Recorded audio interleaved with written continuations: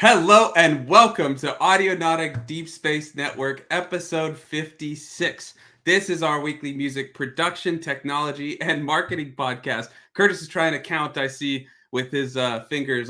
Did you get it? I wasn't looking. I don't know. Did you? Yeah, maybe. I got to unmute you guys first, actually. Hold on there.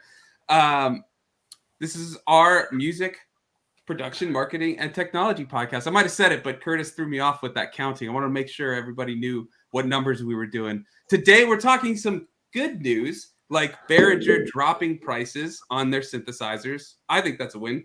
And then we'll talk some not so good news with a slight caveat, though, an update, so to speak. But the not so good news is more subscription services, which, you know, we're not fans of. Yay. And this was originally a forced, if you wanted to use these subscription service, but there's a bit of a walk back now, so we'll get into that. Thanks to everyone who's joining us live in the chat. Let us know what you've been up to this week and if anything has caught your eye. My name is Sun Warper, and with me today is Eon Lake. How are you? Hello, I'm good. Thank you. Thanks for asking. What you been up to, man? I have been going out into the real world and seeing real people who I know off Twitter. Isn't that a little scary, though, going into the real world? Well, you know, a couple of times a year if you build yourself up to it. But yeah, no, it's nice to meet some people, hear some music, you know. Was it Where a Fox? Yeah. Oh, very nice. Awesome bands. And yeah, great people. Oh, that's sick. Can't lose, really. Yeah. Came back fully inspired. That's what you need. Still am, actually. Yeah, got all sorts of ideas bubbling around in here. So you've taken it straight back into the studio? Yeah, kind of, yeah. Yeah. I mean, that's the best bit about going out and getting inspiration is coming back and putting it all to good use. Yeah, and then completely rearranging your live set. Oh, no. Oh, my. Well, we'll talk about that soon, I'm sure. Also with us today is Curtis. What's going on? Mate, yeah, it's all good. I neglected. Hold on. My Audionautic co-pilot, Curtis. Sorry, I want to make sure that's out. I always say it. It's been a crazy morning, so I'm a bit off. It's mental, isn't it? It seems like entropy, or it's like just keeps on spiraling into busyness. It's great. No, it's been good. I've been getting back to the Ultranova, doing some sound design, building patches and stuff, which I haven't built patches on this since, well, for about two years now. I was back in Vietnam and I was doing it. And it's really nice to get back into it. Like, it's like coming back to an old friend that you know so well, you haven't seen for a long time, and you can just pick up where you left off. You know, it's really nice. The new patches, is there some new mastery that's happened since the last time? I've been latching. Okay, so when I was last there, I was latching LFOs to LFOs, right? And so now I'm latching LFOs to LFOs, latching it to an overall LFO, and then attaching, because you can do up to 12 LFOs, right? So, and then I've been latching that to various different bits and bobs and making it all go boobly, making it all do thing, and you know, all the arpeggiators that I make and making them do funny, weird, like crystally things as they go through. LFO and your LFOs. Yeah, it just sounded like that. I heard you like LFOs, so we put an LFO on an LFO to make another LFO. I love it. I absolutely love it. It's nothing better. It's all good. It's been a fun week. Yeah, in that regard. That's good. What about you, Sam? Well, this week. Well, today is like a good indication of this week. It was just like the time went by like that. Like it was 7 a.m. and then next thing I knew, it was 11 and we're going live. And I'm like, oh, crap. But I've had not so good a week. It's been all right. Most stuff has been all right. But I was filming a video and I had my laptop on the desk, but it was on one of these laptop stands that I have. But it was slightly kind of, part of the leg was off. And I kept having wait, hold on. Wait. I kept having all these issues, and with the filming first, the little microphone I was using. Let me see if I can find it. Yeah, this little, I think it's a lavalier mic. This little guy wasn't working. It was making all these clicking sounds. So I was like, great, can't do that. So I had to redo the whole thing. Then one time I needed to change something. I turned my chair, and down it fell. And wouldn't you know, it fell on another laptop stand, but the screen hit the part, the arm. I was was like, are you kidding me? But the crazy thing was it worked. It worked the next day. I was using it for something and it was fine. Then as soon as what I needed it for the next day, a live stream ended, the screen just started flashing black. So I shut it, I turned it back on, and it won't turn on anymore. Now, luckily, my laptop isn't my main thing, but I use it for all of these live streams, for chat, for like seeing the dockets and things like that. So it's been a rough start of the morning, but it's okay. And now I wanted to actually pose it to the chat and to you guys, but we don't have to stay on it long. But I mentioned it in our Discord and Twitter, but I'm looking into replacing this desktop and the laptop with one of those M2 MacBooks. Right. So MacBook Pro, yeah. So I'm thinking getting like a super powerful, future-proofed one, replace everything with it, because then I can have like a hybrid setup where I can have a dock here, everything connected, all the studio connected from one USB-C, unplug that, take it in the house, and have a micro studio when I need it, rather than always, like this morning I couldn't schedule the ADSN because I didn't have my laptop, but I could do it if I was in there. But I heard some different things about RAM, so I'm curious if you guys know anything about the RAM on those new M2s, because some people were saying it's like a much faster unified RAM, so you don't need as much. I'm still thinking of getting 32 gigs, but fast is good. Just get the 32. You know when you're gonna need it. I was like, yeah, I like that thinking, but it's just over the last 20 years, there's only one thing that's happened to system requirements, really, isn't it? It just goes up consistently. Yeah. Things use more. The more you get, the more it gets used. I'd say it's great if it's faster, but make sure there's enough of it. Well, because I'm just thinking too, it's like future-proofed, right? Even if right now 16 is fine, but if later there's a new Diva or something that I want to use like 18 million instances of, and 16 only gets me 2 instances, maybe it's good to get the 32. But yeah, you don't want to buy another one, do you? No, I want to use this one because this is going to be, if I'm do it the way I'm thinking, this is going to be the computer for a while. So can you use your screen on your iMac as a remote screen? I can, but I was thinking of selling it. But yeah, I may keep it to use it as a remote screen. I'm thinking of just getting a big, like 32-inch screen in the studio, or maybe 2 smaller screens or something. Like a. That's what you're gonna do. We'll see. That's what you're gonna do.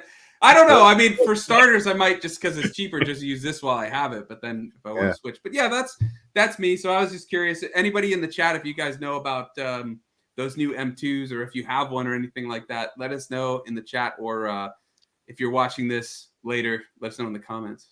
Very much so. Well, let us know where you get on with all of that. I always go bigger is always better, especially that's for what I'm future thinking.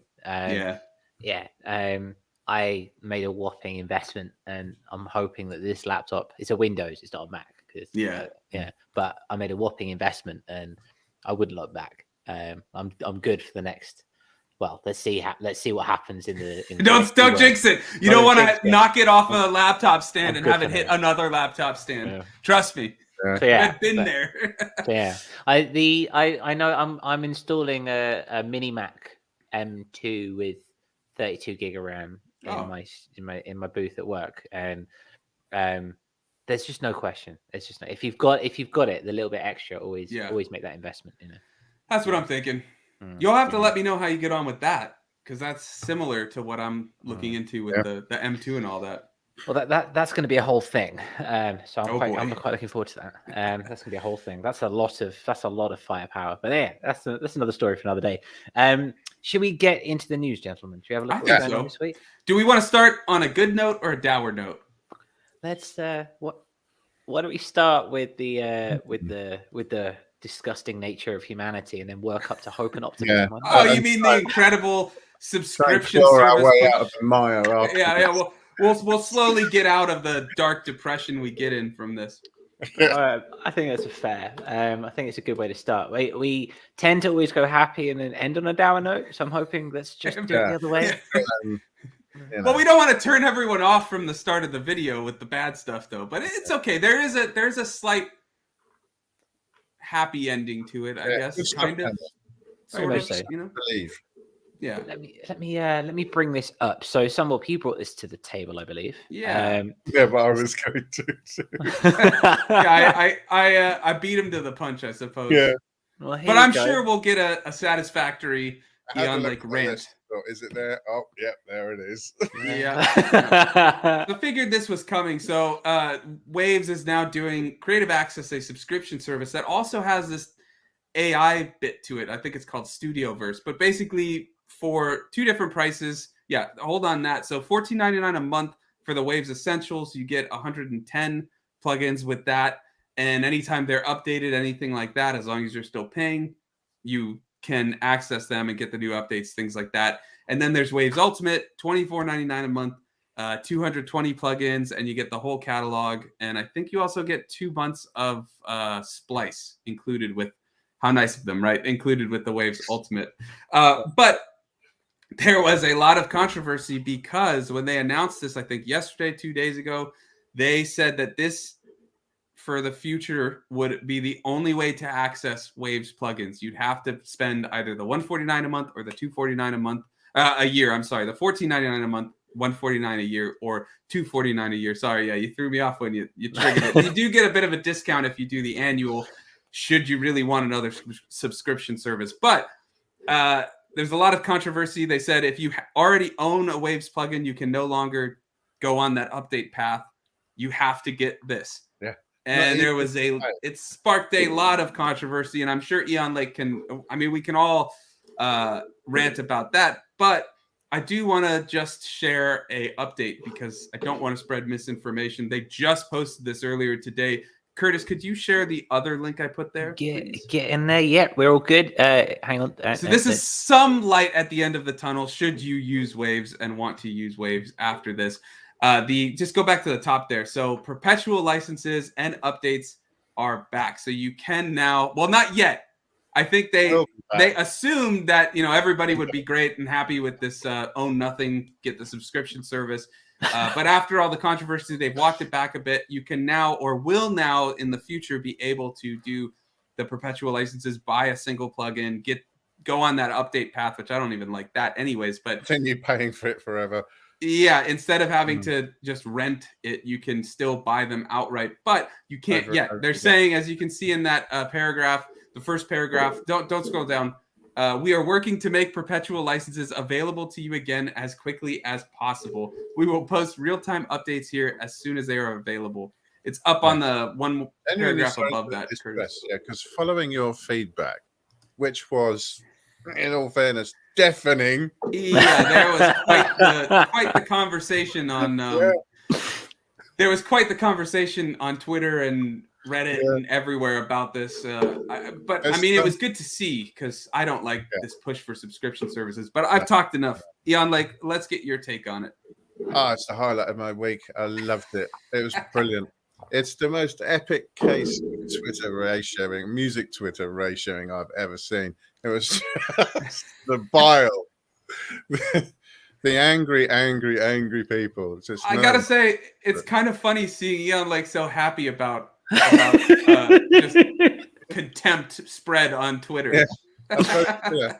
To give some context, I developed a bit of a dislike for Waves a few years ago when I don't say. Yeah, shocking. Far too much aggravation trying to reactivate plugins because I had a laptop that died and I was trying to get them installed in a new one, and it was just pain, nothing but pain. And in the end, I just gave up and never bought a Waves plugin again. So that's partly why I found it so funny because I'm not one of their customers and never will be. But you don't want to pay 14 or 15 a month and get 110 and have to keep upgrading it and have to keep paying through the nose for this stuff. I mean, when you look at the other vendors out there, from Valhalla to UE to all of the other ones, the quality of plugins out there, Sound Toys, all the other ones that we use. I mean, who needs Waves anyway, really? Which is why it was such an incredibly suicidal move to move to the subscription model.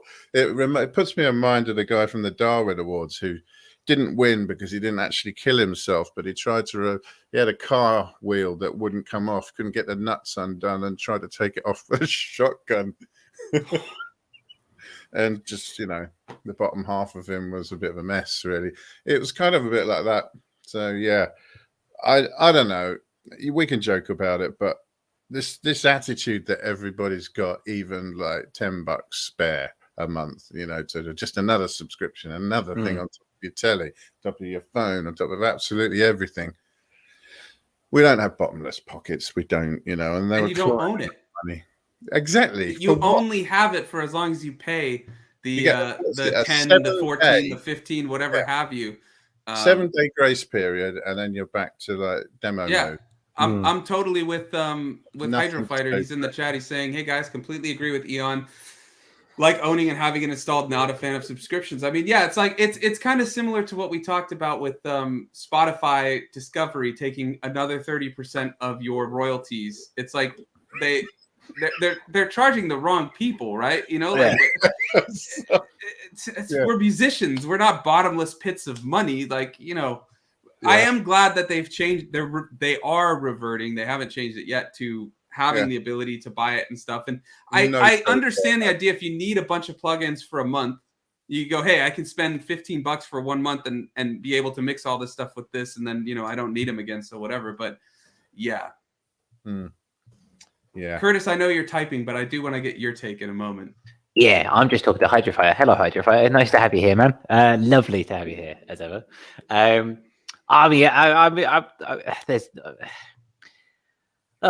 That's what I have to say. Glad I zoomed in for that. Just I get it completely. Like, everything's going subscription based, and like you said, we're not owning everything. And I understand a subscription based license for it's like a massive piece of software. I completely understand that. I get that. Like, I have the Adobe suite, and I pay for the Adobe suite, and I pay it on a monthly basis. I get updates in perpetuity. I get it. That works. I don't need 200 Waves plugins, and I don't think I ever will. And that's not enough to put behind a pay bracket where I'm forever buying or forever renting, so to speak. It's just not the payoff to payment is just not there. And Waves are so, I mean, they are notoriously difficult when it comes to, like you say, from changing software to software or hardware to hardware. Update, and it's just, you're just putting more barriers in front of your customer. Like we do this whole thing you want to make things as easy and as quick for your consumers as possible. That's exactly what you want to do. You do not want to put more barriers in the way. And that's what they're doing. They're just putting another wall up. And it's just like, do you want people's money? There are some Waves plugins that I really appreciate, and I won't use them again for the same reason as you, because of transferring from my old hardware to my new hardware. It was a ball ache, and I'm like, I'm not going to put myself through that. It's not that good. It's just, sorry, that was a bit of a rant on my end, but that's I did say at the top of it that we would probably get quite a few rants on this. I would be curious to hear from the chat, and if you're watching this back, let us know in the comments. Is anybody actually excited for a subscription model of this? And I don't mean that optimistically. I'm just curious, is there a market for this? Are there people that would be excited for it? I could see, like I was saying, I need it for a month or two or something. But I'm not a fan of it. But maybe there are people who really like this idea, and I'd just be curious to hear that other side of it. But if there is a market for it, does that mean that there's also a market for rent to own? Which for me, it makes a lot more sense. Isn't that what Splice do? Yeah, is that where you pay X amount a month until you pay it off? Paid that amount, it's yours. Yeah. And that makes sense. See, I think from a commercial economic standpoint as a business, you would much rather have $15 steady income in perpetuity versus $15 until you pay off 110 plugins. Yeah. But I'm not saying that's right. I'm just saying I understand the motive behind that. But I mean, the idea model is people just give you money for nothing every day. But that's not going to happen, is it? And if the choice is between, a certain reasonable return on your investment and your intellectual property versus nothing, then surely there's space for that, in the business model. But then if they did the rent to own, would they still charge that update fee at the end of it? Yeah, I mean, that's the thing. Maybe you have to rent it again for a couple of months. Pay for the upgrade. That's just... We got Hydro Fighter saying, I'd be subscribed to Roland subscription. Is that their Zen Cloud or something like that? If I thought it was a good idea, needless to say, I'm not a member. Yeah. I mean, I think there are people that use that. I know Roland has one where you get access to a bunch of soft synth emulations, I believe, of like their classic synths and stuff like that. And I think they have even beyond that. But yeah, it's been around for a little bit at least. So there must be some people that use it. Yeah. That's it. Yeah. Yeah. But I mean, you know, the thing is, this is one of the things that pushed me towards hardware in the first place, is the way that this is the way everything wants to work. I mean, I look behind you now and you've got guitars there, right? Oh, I'm sorry. I just zoomed in on you. Hold on. Let me. That was a guitar last year, and it was a guitar the year before that. And a year from now, it'll be a guitar, and you plug it in and it makes a guitar noise. Do you know what I mean?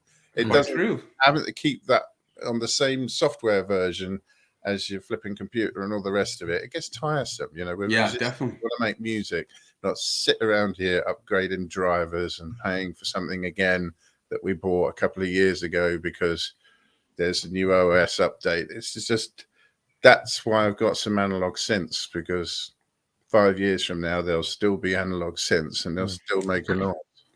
Yeah, that's good. FCC is in the chat. He says, "Hey everyone, welcome, dude. How are you? What's going on?" But yeah, no, Eon, like I'm with you 100%. I mean, that's one of the issue with hardware is cost. But if you're also paying $15 forever, you might as well spend that amount in like what it would take for a year and get a hardware compressor or something, if that's what you really need. Or I mean, hardware adds up, but I do agree it's always going to be that it can break, but you can always get a new one and stuff. Yeah, I'm not a fan of this subscription service method and things like that, and everybody seems to be pushing it. Reason has it, but I always like that Reason has the alternative. You can still buy Reason. You don't have to do that subscription, but if you want to, it's there. It's cool. So I at least appreciate when they offer both. This didn't originally, and then now they're sort of walking it back, but you still have that update issue, the update path, which is a whole other can of rant worms. So, Yeah, we've only got one day for this, haven't we? Yeah, we got to move on to other topics that are a bit happier. But FCC came right here to hear Eon Lake ranting, so hopefully you got to hear it. I'm still waiting for an eye roll from Eon Lake so that I can do this and really capture that moment. Hey, Eon Lake, subscription service from Waves. What do you think? Oh, great. Yeah, there we go. It's something. We can take a screen grab of it, Yeah. Anything else you guys want to say? Anybody in the chat have anything else they want to add about it? Otherwise, we'll move on to more optimistic and happier. Think happy thoughts, right? The funniest thing about it was just that I was so not needed to rant about this. Yes, you were. Destiny was calling you for me. We haven't had a good rant in a minute, so it was calling for it. I do believe that's entirely why Waves did this, just because they knew that Eon Lake needed to have a rant, and there's nothing about consumer basis. It really helped. But if there is no such thing as bad publicity, then wow, that's some brilliant publicity they got. Yeah. Viral marketing at its finest. Yeah, it seems to be a common thing. It happened with Bitwig as well, didn't it? Like Bitwig, when they put everything behind a paywall, and then then everyone lost their mind, and then they withdrew it. And they must. I mean, companies must do. These are multinational companies. Like they must have a marketing team, and they must have their marketing research done. They must have known that this would be the response, and they still did it. So they're either stupid or they're genius, one of the two. Or they know that there are people or they think there are people that will pay for it, and this whole negative campaign will bring the people who do want it there. Yeah, that's what I'm saying. So it's a marketing ploy. They're going to do it anyway. Then we're going to do this model because now they have their name out in the news. We're covering it. I'd respect anyone though that's got the balls to do that in the first place, and then to say, do you know what, we'll walk that back, we were wrong. That I'd respect that, and that appears to be what they're doing, but you can't help but question how what they thought would be a good idea and reality ever ended that far apart. Yeah. Completely. I don't know.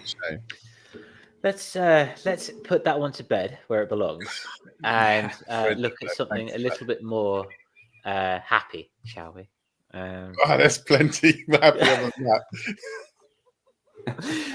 This is the news from Behringer in the Behringer camp. If I just do this one, yes, and then if I just do this one, I'll get used to the new system of sharing eventually. But I'm very slow. You'll get there. Don't worry. It's all right. It's okay. We'll get there eventually. So yeah, Behringer drops synth prices up to 60%. They say because of a better semiconductor availability and costs. Don't care why, but we have a load here. If I can I do that and without cutting it off? Yeah, that's perfect. So yeah, the System 55 goes from $1,400. Goes to $1,400 from $1,600. System 35 for $1,500. Price cut to just under $1,000. The 15 $900 down to $800. The Poly D is a price cut from $210 to $600. That's from $600 to $210. Yes, $210. No, $200 price cut. Oh, I see. Yeah. They've done it different for everything, DeepMind 12, $130 price cut to $800. The 2600, 200 is down by $200. The Monopoly. That's the one I was stoked to see. Yeah. But basically, a large number of their synths have gone down some drastic amount and some slight amount, not so slight, but the TD3 went down slightly, $30 down it looks like, but those systems went down quite a bit, which is very cool to see. But yeah, I know we had a couple people when we were talking Toro and what's the other one, the Pro 800, I believe. Yeah, they were mentioning they were looking into getting DeepMinds, and I mean, I was hoping to see the Pro 800 get a price cut, but it's not even out, so exactly. It just would have been nice to see. And that's all I'm saying, but I understand. But yeah, a lot of cool synths there got dropped. The DeepMind went down, at least the DeepMind 12. I think there's a DeepMind 6, and it's not listed there. So I'd be curious why that one wasn't affected while the other one was. But yeah. Tinfoil hat time, if I may, for a second. Oh, here we go. Talking about viral marketing and talking about like marketing tactics and stuff. Things like the Pro 800 and the Toro are coming out or have just recently been released. What if this is a precursor to that in the sense of, like try before you buy? Like, you could try all our old back catalog, which has been around for a while, let's face it. And get hooked on our Behringer stuff, and then new Pro 800. Perhaps also goodwill due to a lot of the controversies surrounding Behringer. True, that could work. Yeah. Let's face it, it's a weird story, isn't it? A manufacturer said, our part costs have gone down, so we've cut the costs of our stuff. Yeah, a lot. It's a bit. Really? I mean, good, but really? Yeah, it seems like there's maybe more to it. Not necessarily nefarious or anything, obviously, but there may have been other things, beyond just like, the chip's cheaper. The question is, I suppose, of all these systems that have gone down, so from the systems and the Poly D, the DeepMind, the Monopoly, the Cat, the TD3, what would you get? Monopoly. So I for a long time was looking at DeepMind. DeepMind's cool. I just feel like, I'm not super familiar with it, but I feel like by profit, it's like they're kind of redundant towards each other. So I would rather get like the Monopoly. I have the MS1 and I absolutely, let me see if I can. Yeah, there it is. trying to not look and just feel for it. Over. I have the MS1 and I love it.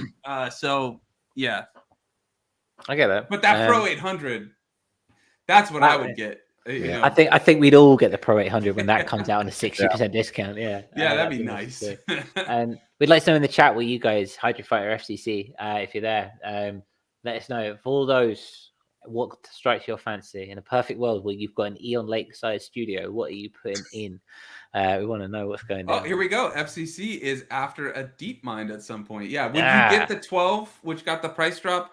Or would you get the 6? And maybe they didn't show the 6 and it did get a price drop. But I am curious what the price difference is now for the 6 and 12 with that one being reduced. Well, it was reduced to $210 or something, right? I think. Yeah. Yeah. It's interesting.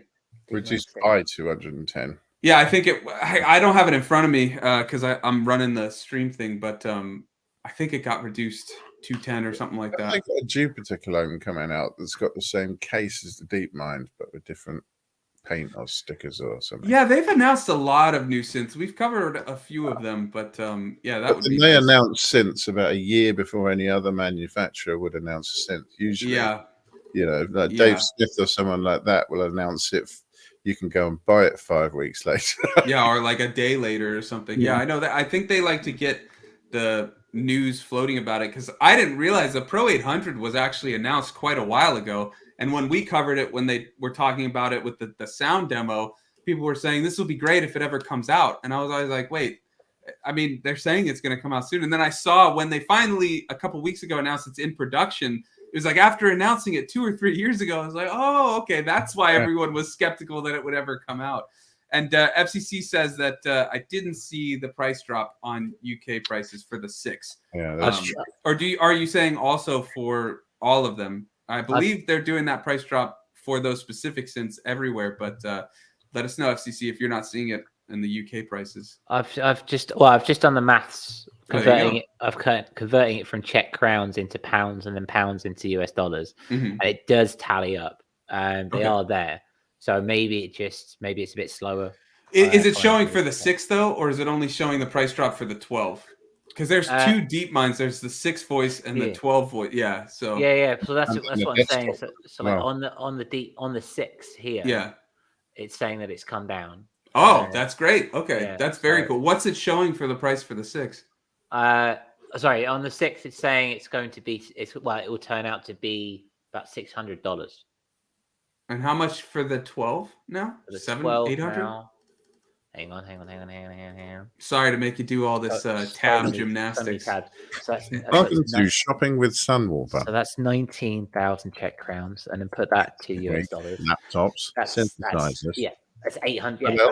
860 this side of the 860 this side of the Atlantic. Cool. And Bendu is in the chat. Welcome, Bendu. Good to have you. How are you? If you can take a second from work, let us know. If not, no worries. I know work takes the cake, right?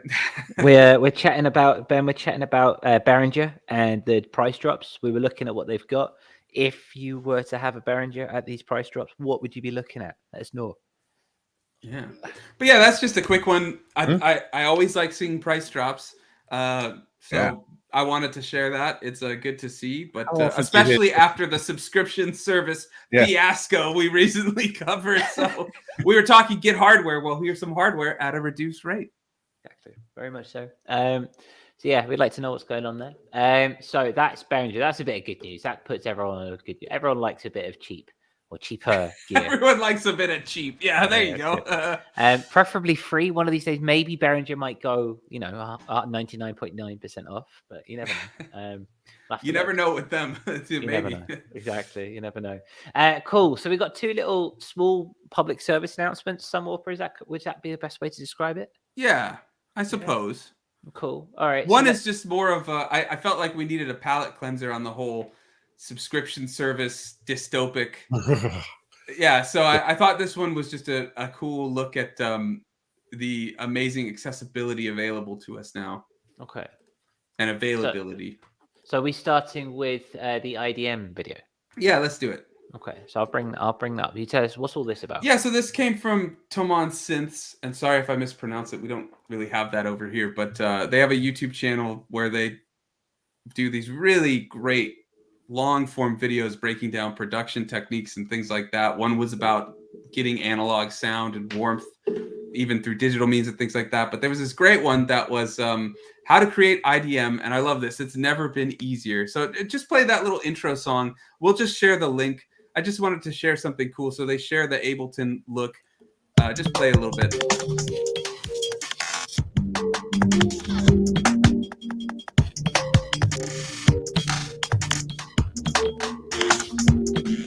Yeah. So that's the gist of it. It's a long breakdown where he shows how he made it and all kinds of stuff like that. But what I really liked was just the way they detail. You can create drum loops with simple drum machines or find drum sounds. He puts them, I thought this was a cool idea. He saves all these drum loops he makes with different machines and stuff, and then labels them as BPM, type and things like that. And then when he's making a song, he just listens to some, goes, oh, that should be a cool starting point, throws it in, and then he'll start splicing the the drums to do the IDM bit, and Curtis is jumping the gun to try and show, I don't know why, but that the link is in there. It is in there. I didn't mean to. Watch it at the end. We'll get there. It's a great video. They have a number of videos breaking down, but I really like that idea. Like, that was my biggest takeaway, was this creating this library of drum loops.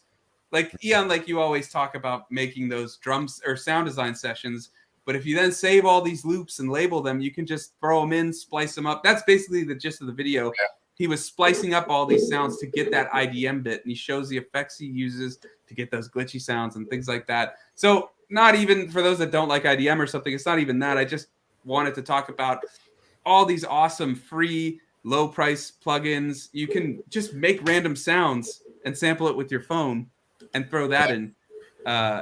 So Eon, like, what do you think about that? It's true. It's never been easier. There've never been more cheap tools to do the same thing, especially with the glitchy stuff. You used to have to be a bit of a nerd and know how to mess around with samples while they're playing and stuff like that. No more. I mean, there's a million different ways of achieving the same thing now.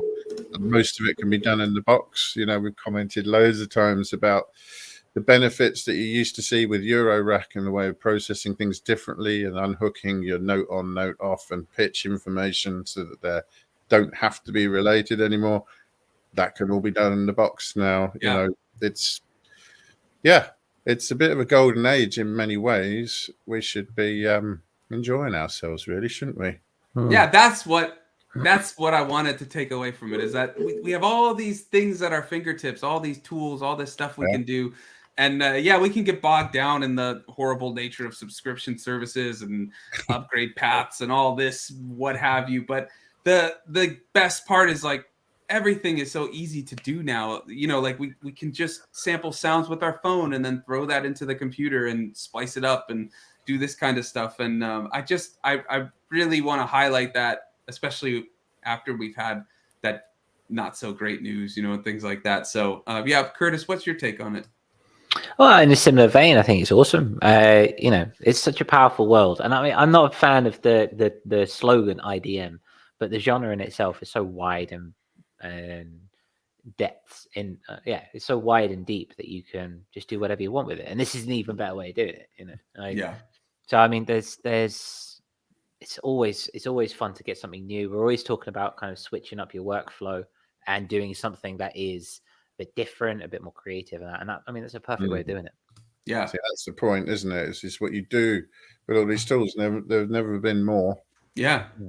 It doesn't matter the genre either. That's like, if you watch that video, you can take away stuff for any genre.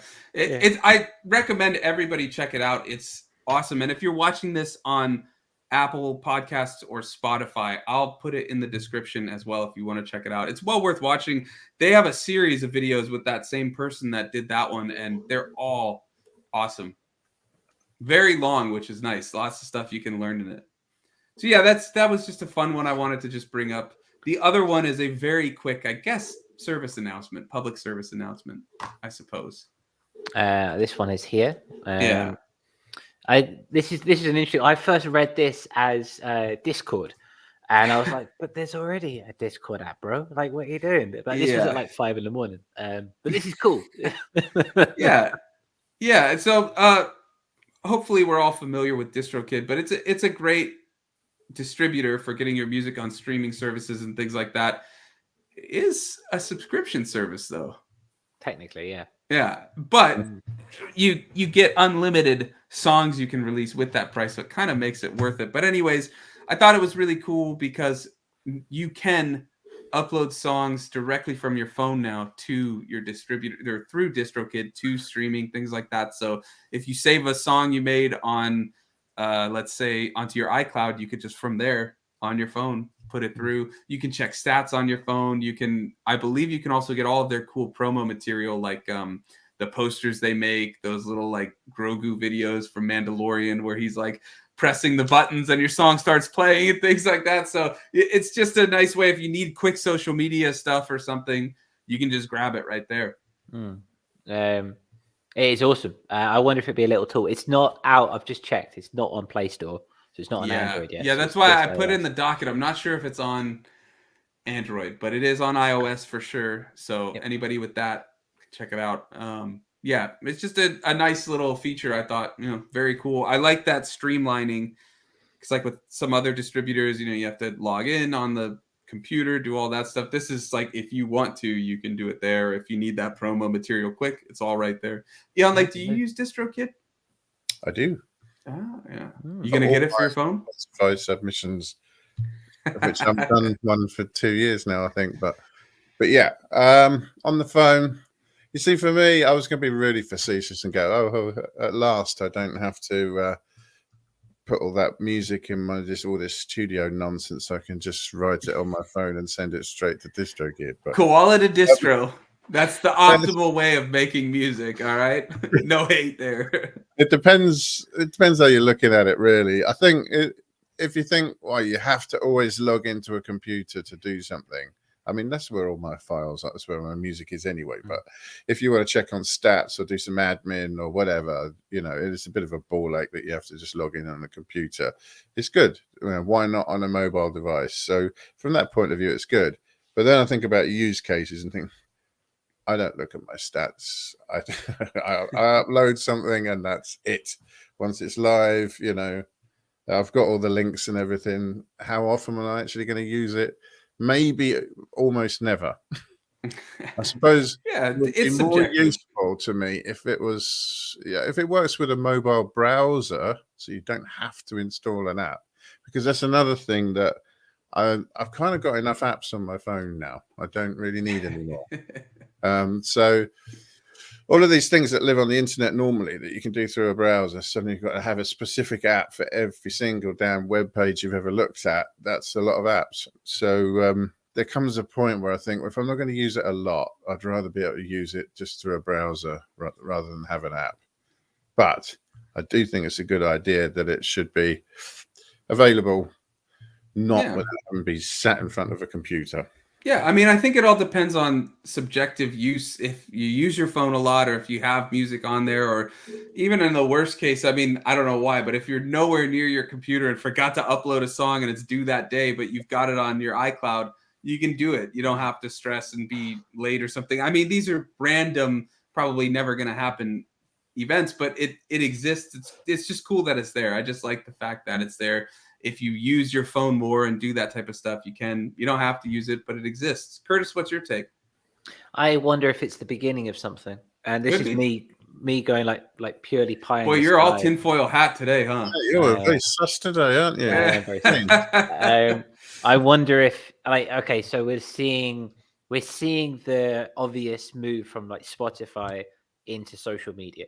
Right, we're seeing that with the reels, with the reelish things and the merchandise and the gig dates and stuff, and the videos, the 30-second, you can actually talk in videos now. Yeah, so we're seeing that, right? Yeah, and extrapolate that. How do you get your stuff to Spotify? Okay, you do that through, say, Distrokid. I mean, there are others, but this is Distrokid we're talking about. What can you currently do through Distrokid? Currently through Distrokid, you can upload and you can create that like pre-save stuff and the promo stuff, right? But that's a growth. It used to just be a case of just uploading your stuff and there you go. I wonder if you're going to be able to do more, like a bit like Canva, like album artwork creation, maybe even like printing the idea of t-shirts and merchandise and stuff like that, and that can all be uploaded. A bit like Shopify, you know what I mean? Yeah. I wonder. I think that would be a welcome surprise. And Distrokid is usually ahead of the curve with a lot of that stuff. Like they do things like that. This is not sponsored at any means. We all do happen to use Distrokid, but I mean, we've all used other services. We're actually working on a round robin for a couple weeks from now, all about looking at the differences between streaming services in 2023. So yeah. Well, there we go. Yeah, I think it's interesting. It's definitely a kind of idea. I mean, you're a fan, Sam Wolfer? Yeah. Yeah, I mean, I like I said, I just think it's cool that it exists. I like that it's there. If they flesh it out with more things you can do in there, I like that. I like having that accessibility if needed. Not saying, like Eon, like I probably would never use it to submit my music, but I like knowing that it exists and that it's there if I need it, or if I need to, like I said, whip up a poster. That they make those really cool posters with like out now Spotify. If I don't have time to make one, I can just hop on real quick. I don't need to go to my computer, send it to my phone. and all that stuff. I would be curious to hear, chat, have any of you used Distrokid or use it? And do you see any reason to use this app? Should you have Distrokid or use it? It also reminds me of like that when SoundCloud was doing its whole thing with hippity hop, when I'm not familiar with hippity hop. I'm not familiar with SoundCloud. Is that like MySpace? Well, it's a bit like, yeah, essentially. Yeah. One of those old websites. Space of Mind. Space of Mind. It was, and you know, yeah, old Space of Mine. Exactly. And you had those where you had like recordings of rappers who were recording like freestyle on their phone and then uploading to SoundCloud from their phone, which created a whole movement of mumble rap and other things. And that was awesome for just that creation, that kind of that history of music, so to speak. So I mean, that's another way that can be utilized. Imagine you are making stuff on your phone, because mobile apps are getting stronger, like we say, iOS apps and FL Studio. Don't tell Eon like he might shudder. Mobile phone apps. Give me a mobile browser. Yeah, like we have all this stuff. I mean, what's it? Well, why do you think we've got a little bit of a reality check from J-Bell? He says, I feel they should worry more about their customer service and data organization than creating an app. Have you had an issue there, J-Bell? I've never had a problem with Distrokid, but I do remember I tried to contact them one time and it went to like Zendesk and I couldn't get a direct contact to them. So I'd be curious, do you have any personal experience there? And FCC says maybe format-wise, it's easier to grab things from your phone and transfer it to other social media services in the right formats. No mucking about with video ratios, etc. Exactly. That's what I was saying. If you need one of their posters or their videos, you just rip it right there from your phone, from their app, and you can post it. You don't have to move it to your phone from your computer, anything like that. Curtis, you were saying.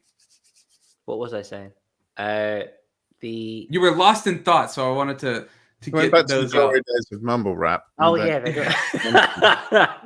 Well, that's okay. So Void Noir, a fantastic example. Young musician from America. He writes very dark stuff, and he does it all on his GarageBand app on his iPad. Mm-hmm. Yeah, you said that before. Yeah, and I think it's genius. I think it's great. And hope he uses Distrokid. Yeah, and so like, you can do that. It's all in the box. Literally, it's all in the box. The whole process from creation to production to release is all done in one plane, and that's cool. I'm with that. I'm with J-Bell. Like I've listened to J-Bell and his rantings when he's added a little more context too. He said he's had issues releasing for other artists, and they repeatedly released Tala's music on other Tala pages. Yeah. There's some, I mean, that Spotify thing with like other pages is an issue for multiple distributors for sure. The issues with releasing for other artists, was that where you were collabing, or was that you were releasing for another artist using Distrokid? J-Bell, that's interesting, because I know it used to be kind of weird to do collabs on Distrokid. Curtis and I couldn't when we were doing Trans-Pacific in 2020, because they wouldn't let you add the guest. It had to be a separate like artist taking up a separate artist thing, because if you pay the 20 you get two artists. So if you originally, when you wanted to do a collab, you'd have to use that second artist slot as, you know, Sunwarper X Curtis. But now they let you do, at least if it's with other releases or something, you can say like, this is a collab with Curtis and use this Spotify. That's interesting though, J-Bell. Yeah. So that'll be interesting. Next will come the CD Baby app, then the TuneCore app, and then there may be, I don't know. Then there'll be a subscription service which will aggregate all your apps into one app, and you're all away. Oh no, this is that dystopic thought I didn't want to tread to. It's like when it had a remote control for everything. Yeah, you just got like one with duct tape. Yeah, you just merge them all together. Very much so. I believe that is the end of the news, unless anyone has got anything more to say about that. Okay. Yeah, I was expecting more ranting.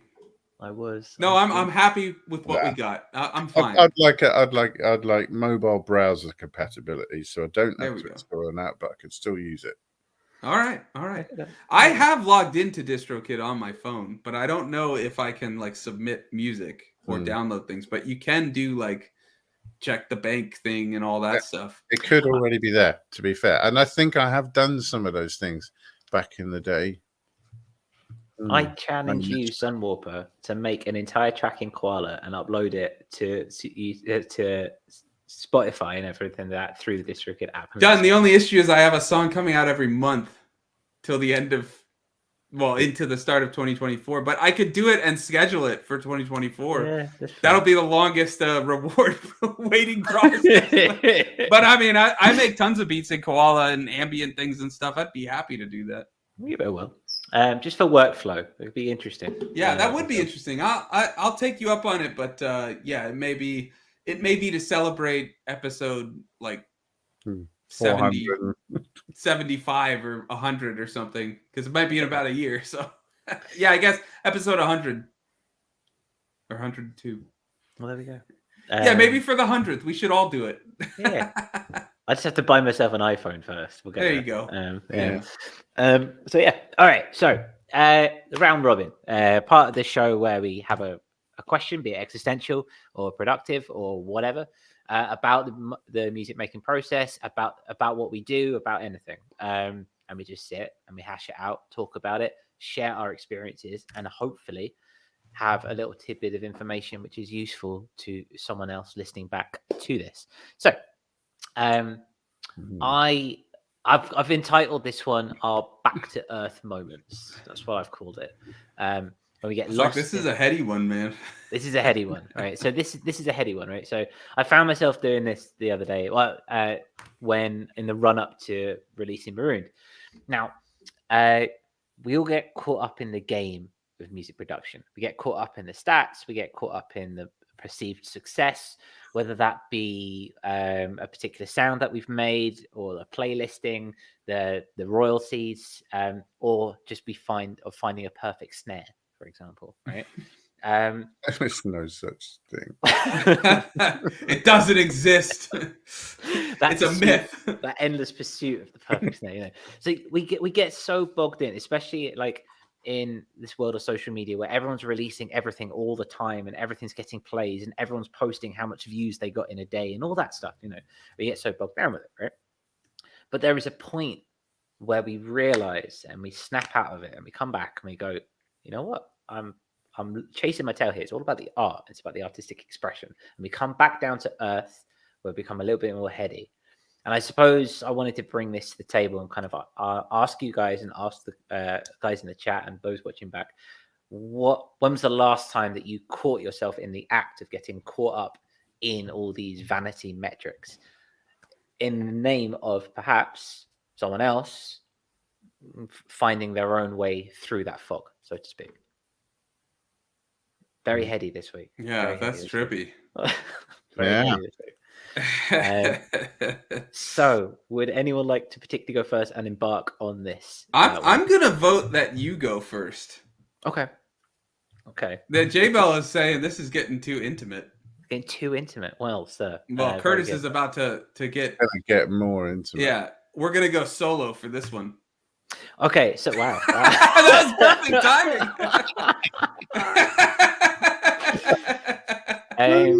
Whoa.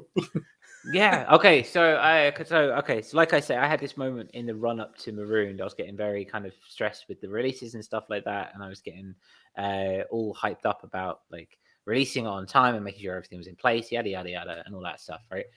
And I got to the stage where on Submit Hub, I've got a load of credits there that I bought on the day of release, and I got a load of credits that I put on there, and I sent to playlists, and I think I bought 30 credits, and I think I've spent about 6 of those credits, and to limited success and whatnot, and all that stuff. And I got to that stage where I was just sitting there, I was doom scrolling through the Submit Hub pages, and I was just like, I don't care. I just don't care. I just don't care. I just don't care. It's not about that, you know. It doesn't fit. I was thinking through. I was submitting Timepiece 2. I was submitting Shores of Shoal. I was like, it doesn't fit here. It doesn't fit here. It doesn't fit here. It doesn't fit here. It doesn't fit there. It just doesn't fit anywhere.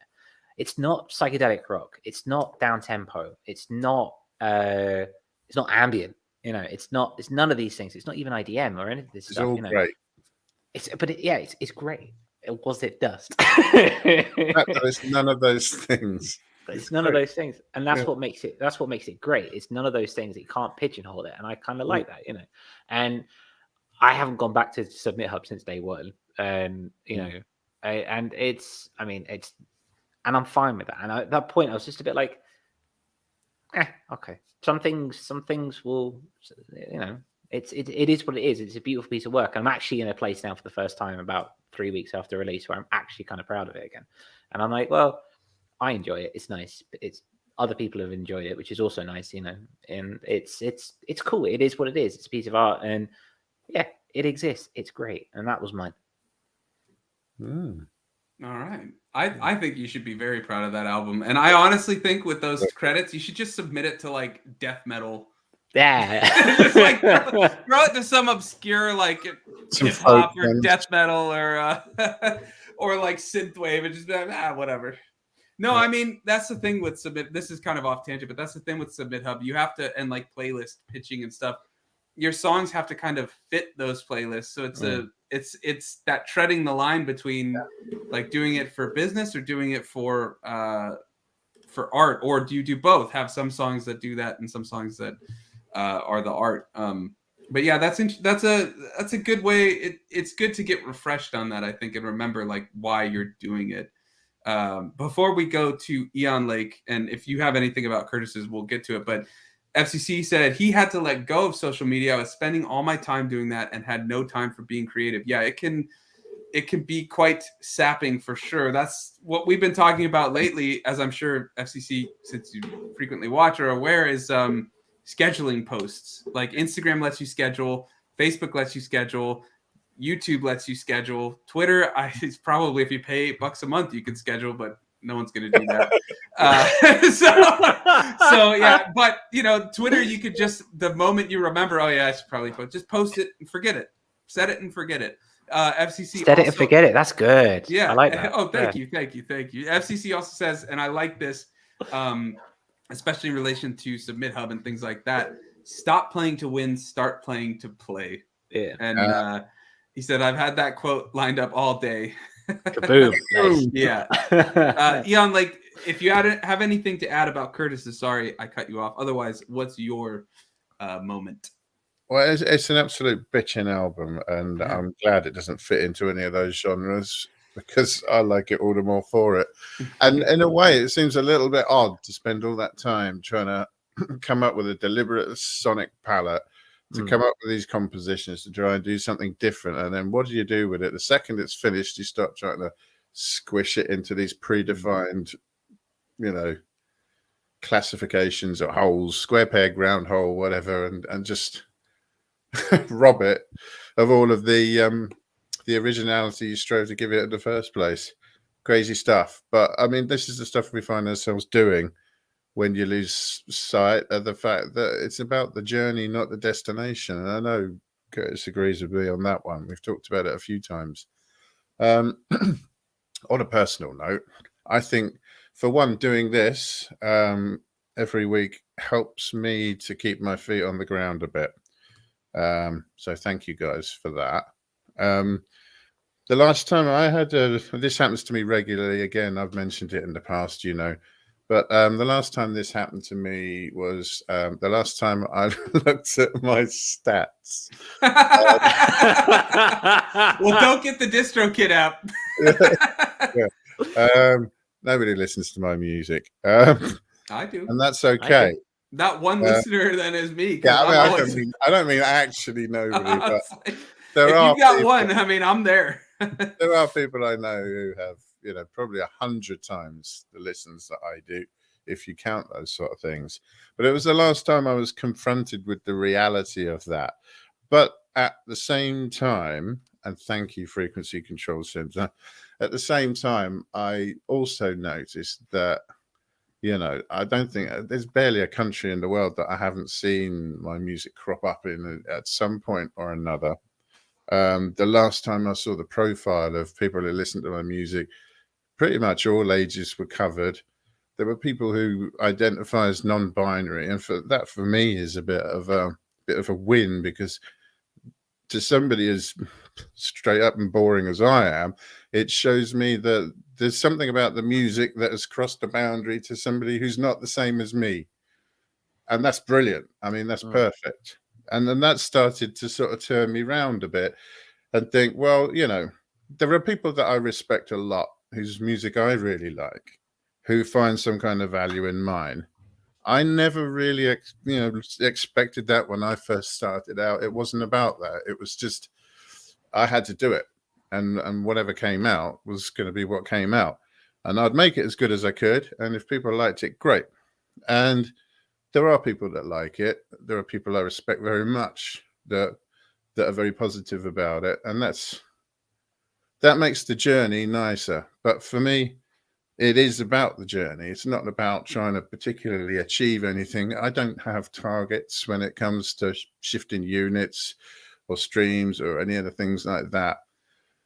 But I was thinking it was funny the way that the low stream count or whatever, instead of making me want to play the game, it just turned me round and immediately made me think of all the things that I do like about where I'm at and so on. The fact that I'm not chasing those numbers. I'd like to think that the people who are working a lot harder in that regard are getting the result, because otherwise, they'd be wasting their time, and that wouldn't make me happy either.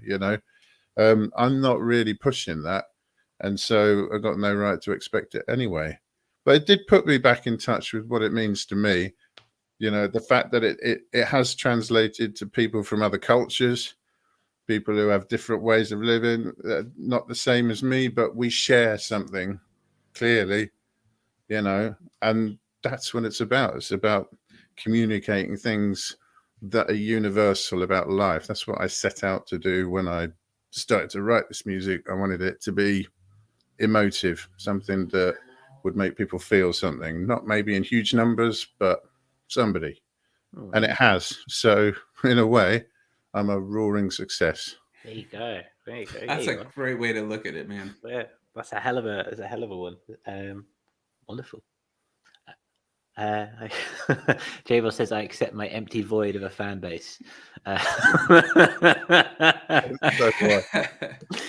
That's always interesting. Yeah, no, that's a wonderful way of putting it. A sense of gratitude and a sense of understanding where to place your success. It's a very healthy way of looking at it, I suppose. Yeah. So Whooper. Yeah, a couple things before I talk, so I can figure out what I'm going to say. But anyways, no, I have an idea. But FCC says about social media, it's the headspace of socials is too much. I need the headspace for being creative, as I don't have a lot of time. Yeah, that makes sense. And it, like we're talking with Dion, like it's stuff. It's all context and subjective. Like if you're pursuing music to just speak something from your soul, who cares about the social media? We already covered J-Bell, but I mean, J-Bell, these things take a lot of time, luck, all that type of stuff. I know it's a joke, but just to be real for a second, like this stuff is, it can be rough and it can beat you down. Like with Curtis trying to figure out these submit hubs, and everyone tells you, submit hubs the way to do it and this and that. And so when you start seeing these like genres and you're like, I don't fit into any of that, it can kind of beat you down. So if we're all in it together, and it's good to remember that that's not why we do it.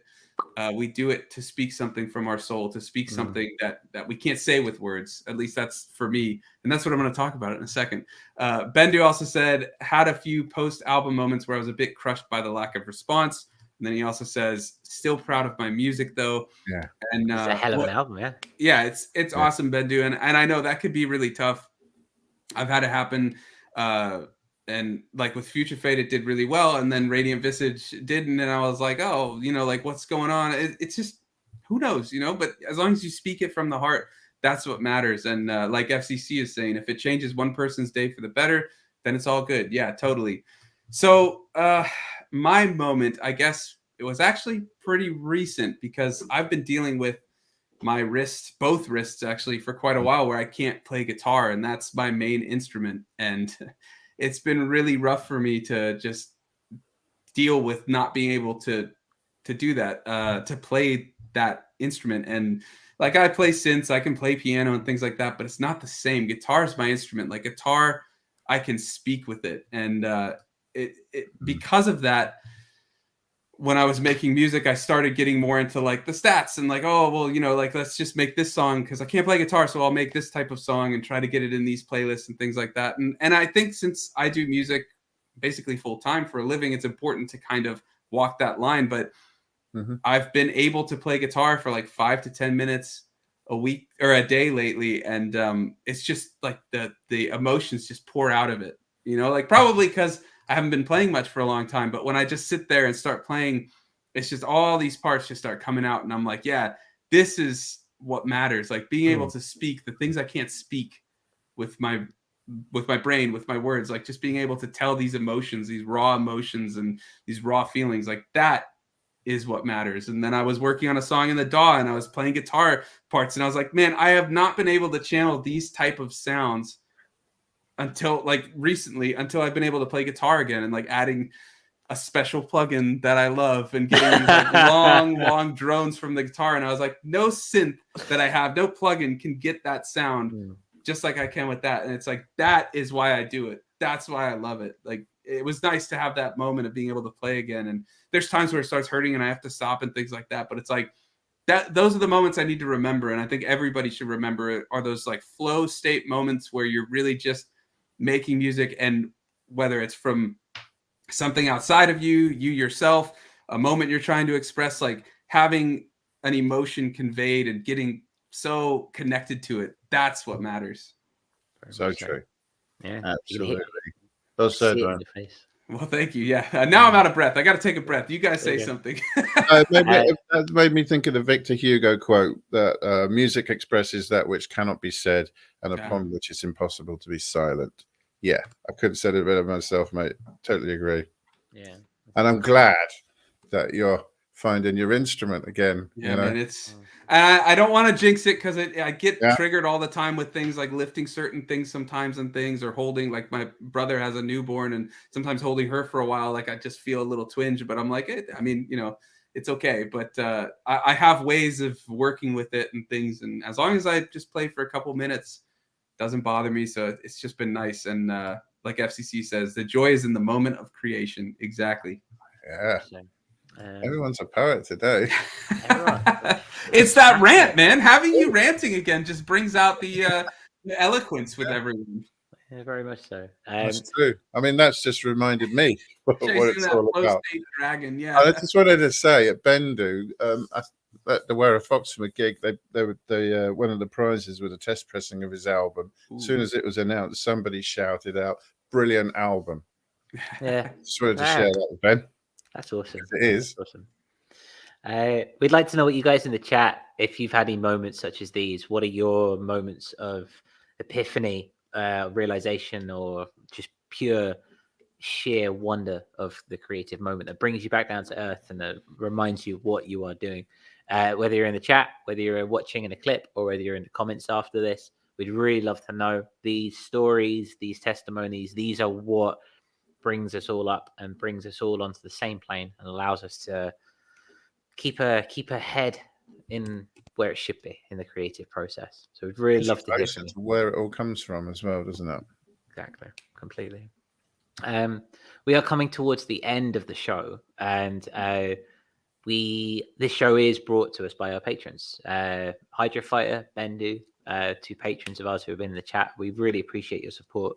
If you watching back like what we do, consider going across to our Patreon, patreon.com/audionautic.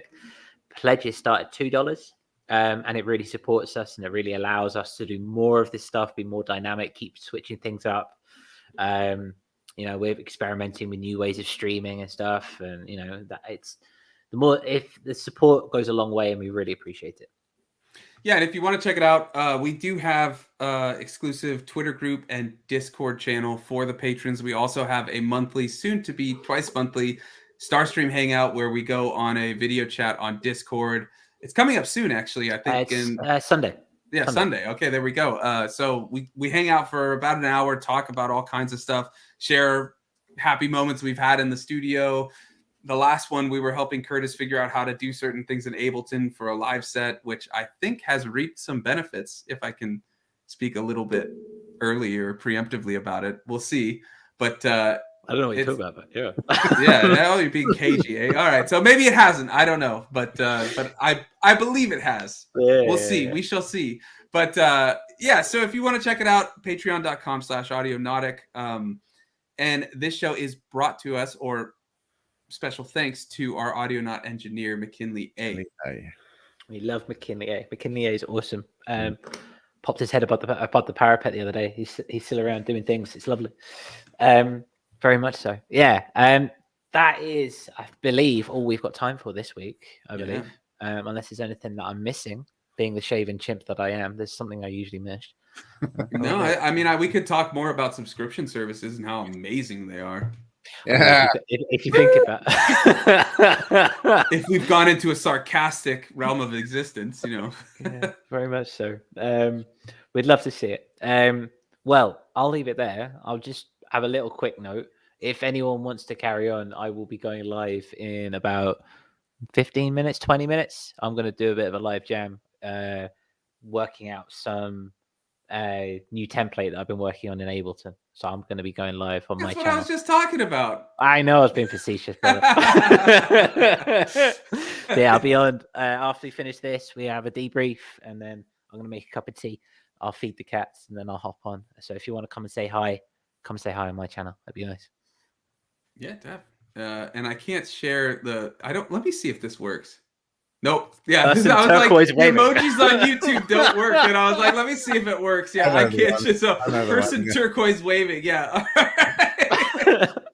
Well, we appreciate everybody watching. If you do happen to listen to podcasts either on Apple Podcasts, Spotify, any of those podcast players, consider heading over there. The links are in the description, and following and giving a rating. It helps a ton. We're trying to grow on the playlist. If you want to help, if you found value in this video, leave a like and consider sharing either this link or the Spotify.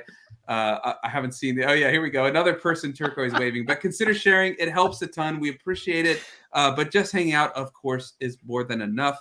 Yeah. And J-Bell is now waving a turkey, apparently. So there you go. Yeah, he is a waving turkey. Yeah, I was gonna say he is, but yeah, I'm not in check. I can't confirm nor deny. But maybe Curtis can. He can let us know over on Instagram or something. But we appreciate you all hanging out, and we'll see you next week.